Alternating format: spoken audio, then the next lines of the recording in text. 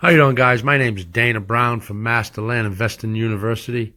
First of all, I want to welcome you guys for tuning in. I really appreciate you guys listening. What we're going to talk about today is what is land wholesaling. Land wholesaling is a business model in the land investment business that's another term for it would be land flipping. It's not my favorite term, but basically that's what most guys use that are in the land business. The way it works is first of all, before we get into a couple of the scenarios of wholesaling, I want to go over the basics once again, just so we understand it. I've taught these lessons in the ABCs on my Facebook group, and I'll also provide these into an ebook in a PDF form in the future.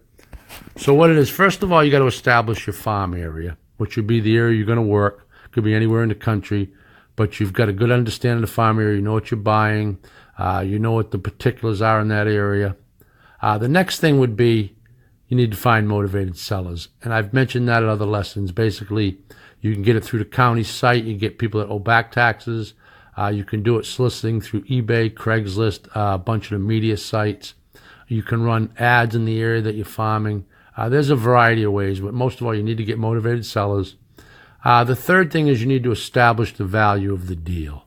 Meaning if most of the properties that you're buying in that area are typical, the cookie cutter, you need to know what the value of that property is to you. And what goes with that, the next thing would be buy right. And that goes back to the value of the deal.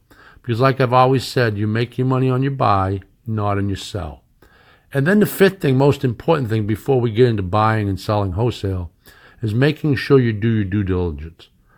Some of that can be provided through the title service, which is title search, making sure the deed is clear, the person that's signing the contract is the person that's supposed to be on the contract, along with making sure there's no endangered species on the property, the water is well or septic, what the utilities are, if there's a road in place, if it's paved, if it's dirt, so on and so on.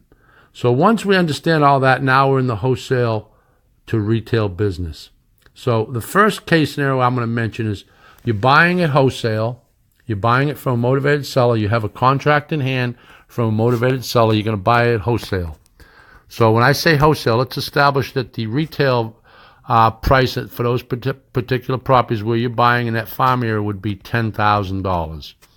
And when I say that's the retail, the way I establish it, you'd get the comps from a local realtor or in the MLS, and you look at what sold in the last 90 days for that type of property, and then you take the average and say, for instance, it's $10,000, then I refer to that as the typical retail price.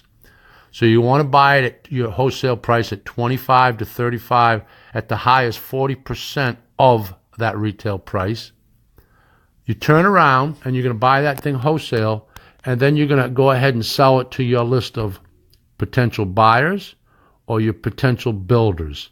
And what that is, a list that you've built over time with builders and people that like to buy property wholesale to resell.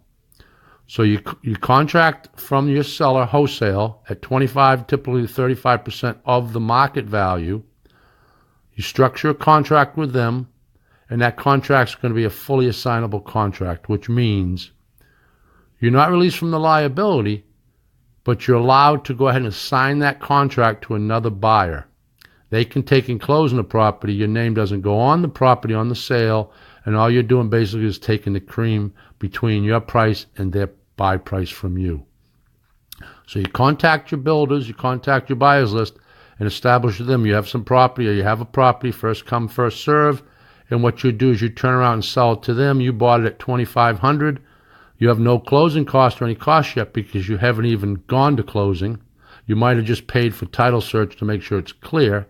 So you have 25 in, for instance, and you paid another 100 for the title search, so you have 2,600 in. You contact your buyers list and your builders and let them know you have a deal, and you can let them buy it for $8,000. So you have 25, they buy it at 8, that's a pretty good profit. You assign it to them, and you move on to the next deal. Everybody's happy. They can turn around and put it on the market at 10 or 11, 12. They don't mind waiting a little bit to get some money for themselves, and that's a great deal both ways. The next scenario would be buying at wholesale. Same thing, 25, 35% of the market value. Turning around and giving it to your realtor. Now, the realtor you're using is the same one that you've built up and she's part of your team. She understands that you're an investor, that you buy wholesale, and one of the most important things for you is for her to move the property as fast as possible if you're going to use her to list the properties. Now, you're going to pay a commission with her, but you can go ahead and list that property just below the retail. The retail's 10, so you would list that property. What I would do is list it about $9,000, because this way a $9,000 property that's similar to all the 10s will obviously move faster. So you let her know you need to sell this property as quick as possible. She'll understand. You're going to list it at 9. You'll pay commissions. Typically, most realtors want 10% on a deal, 8% if you're working out with them and they're part of your group. But anything under $10,000, it's usually $500 they want for the sale. So you bought it for $25,000, for instance. It's going to cost you $500 for the realtor.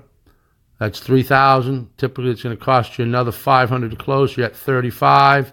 She sells it at $9,000. Once again, it's pretty good profit. You take that, you move on to the next one.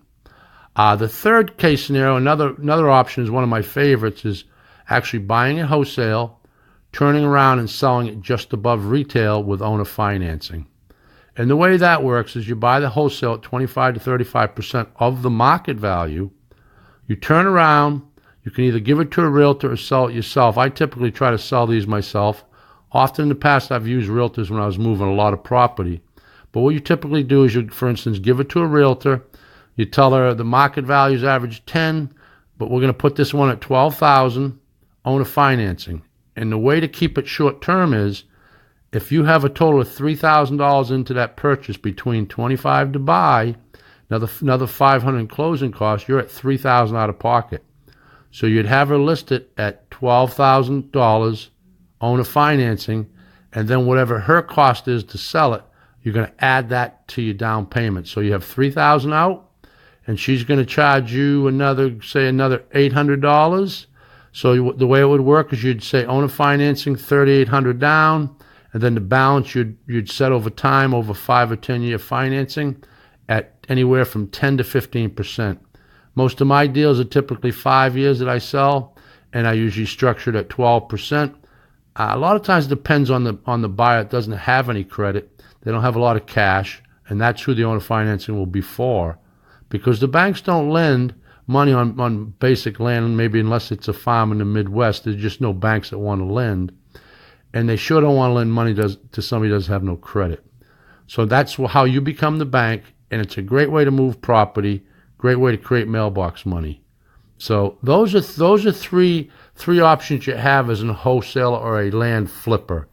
The conclusion to this whole thing is, obviously, the most important thing is you follow the rules of the business, and you need to establish your farm area. You obviously need to buy from motivated sellers. That's what the deals are. You obviously got to establish the value of the deal, which means buy right. And when I say buy right, you'll hear me say it in other lessons, you make your money on your buy, not on your sell. And last and not most important is doing your due diligence, because a lot of times guys get excited, they buy property, they didn't do their homework. You find out there's issues. You have endangered species on your property. Geez, I didn't know there was no water and there was no utilities around. Geez, I didn't know it was on a dirt road. I thought it was on a paved road. Now I can't sell the property.